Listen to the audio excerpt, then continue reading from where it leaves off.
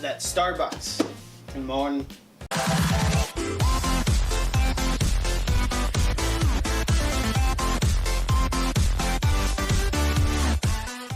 Anyways guys, as you can tell by the title, we are doing benchmark tests on 3 different phones, comparing them to the Stylo 4.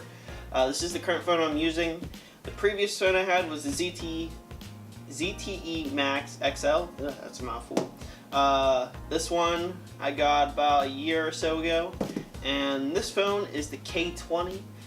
This is not my phone. This is a phone of relatives that they used in the past, and I was just curious on what the comparison benchmarks were compared to these phones, considering that it is a budget phone.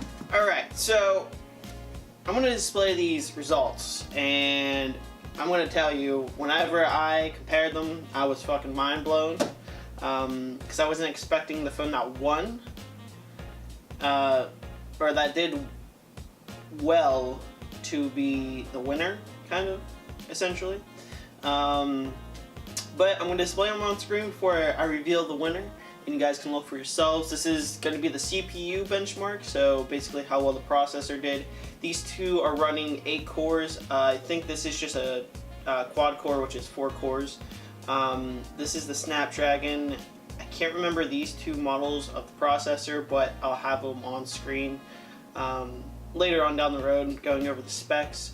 There's also links down in the description that gives the full detail of the benchmark, so what was run, what the specs were, computing time, because we're running a disk benchmark as well, stuff like that. So if you're interested in looking at it and getting more detail about the phone, if you're thinking about purchasing one of these phones, like I said, the links are going to be down in the description for you guys to check out. So also, before we reveal the benchmarks, I'm going to reveal. Had a stroke. I didn't have enough coffee. Take 2. Okay, back to what I was saying. I'm going to reveal the price ranges for these guys that I found online. So here on the far end is the K20. This guy is going around $60 in current time in 2018. I'm not sure when it was going for the release date. Probably, if I had to guess, around $100, because it is, like I said, a budget phone. So that's that. We got the ZTE Max running around $150 to $200, depending on where you get it and if you get it on sale. This came out in 2015, I believe, of April, and now it's 2019. So it's been, what, a couple years now since this has been out. And we got the LG Stylo 4 that's running around $215 with tax in store and online.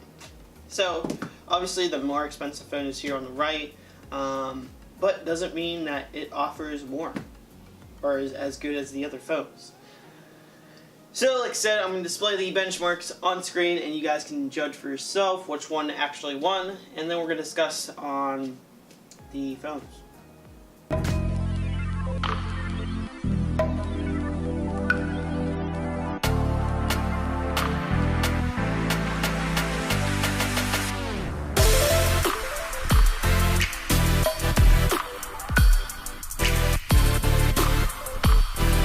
As you can tell, the ZTE actually outperformed this guy in a few areas, which I was surprised about, considering it was on cheaper end, but it's also running an 8 core and it has more RAM.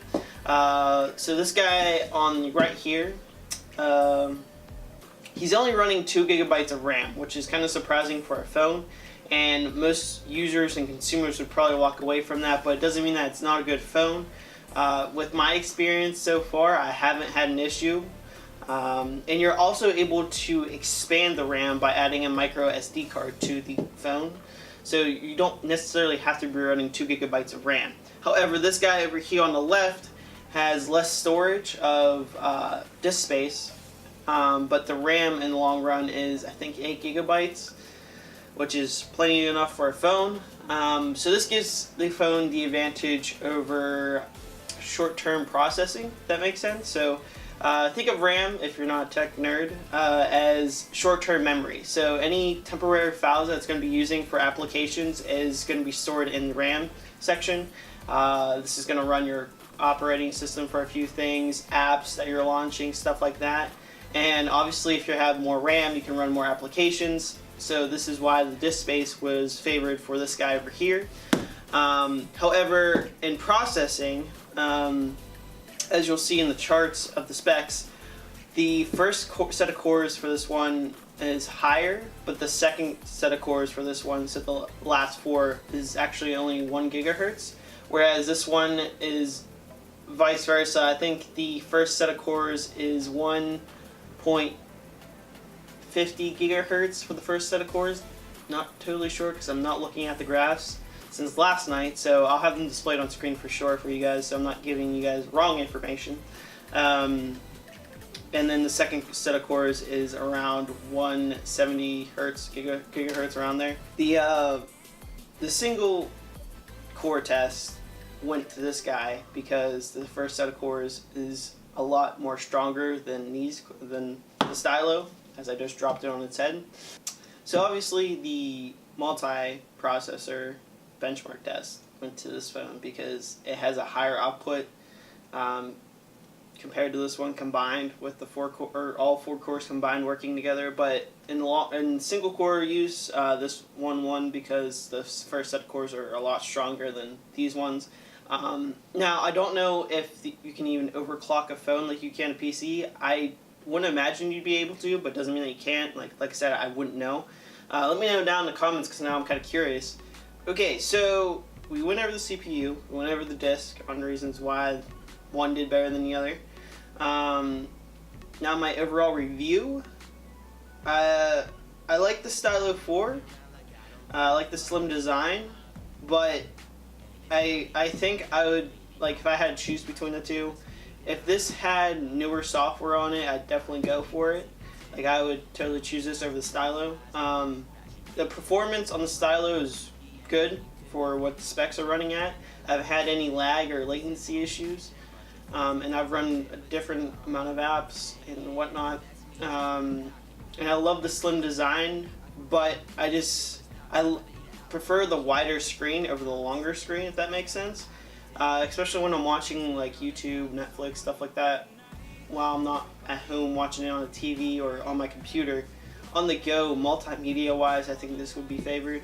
Obviously now it's cracked screen because it got hit by a forklift, but I mean, this phone's durability is insane. The only reason it cracked was because I hit it with the forklift twice. That's because the build quality on this is a little bit better, I personally think, because this LG is just using regular glass, whereas ZTE is using Gorilla Glass, meaning that the Gorilla Glass is chemically made glass that's made stronger, so it's able to be, more rugged and stuff like that. It can take a beating compared to regular glass. I've had an LG Stylo 3 that had a bigger, that was probably as wide as this screen, to be honest. And I went through 3 models because I would accidentally drop it and it would crack because it was just regular glass. So I was really unhappy and I didn't go back to the Stylo. I went to this phone, which I had for, like I said, 2 to 3 years, and I loved it.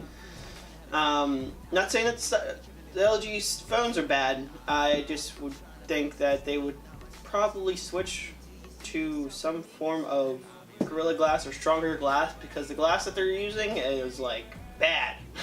So if you're getting the Stylo 4 or the Stylo 3 or any Stylo, I would recommend getting a case as soon as possible, because don't be like me, because I haven't bought a case yet, and drop it. Like, if you're clumsy like me, be careful. I don't even take this thing into work, to be honest. I leave it in my locker and I take this guy for listening to music, because if this breaks, that's okay. It's already deactivated. I'm just kind of using it for multimedia use, obviously, while I'm at work, but it can take a better beating than, obviously, this one. Especially if you're paying $215 for a pay-as-you-go phone, in my case. It's a lot of money, and if you don't have a protection plan, obviously, you are going to be forking out another $215 or more money for a new phone. Anyways, I didn't really talk too much about this phone because I don't think anyone's going to be buying it unless you're older folk. It's great for people that are a little older that are getting into smartphones because flip phones aren't really existing anymore. However, its performance is shitty. I know from firsthand because I would type on a keyboard for this, doing the benchmarks. So the performance on this isn't great. I type on a keyboard, and if I type too fast, it would lag. Open up certain applications, it would lag. And it's just, it's shitty. Performance is shitty on this phone. There's no way around it. There's no way to sugarcoat it.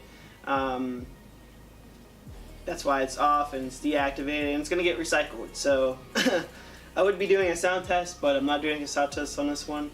Once my battery charges on the camera, we're going to be doing sound tests on the LG Stylo 4 and the ZTE Max, and you guys compare. I think the ZTE Max is better because it's not using one speaker. It's using, and where the speaker is located is actually beneficial because this one's at the bottom, and if you're watching, like, you know, on your chest while you're laying in bed, you're covering the goddamn speaker and you can't listen to it.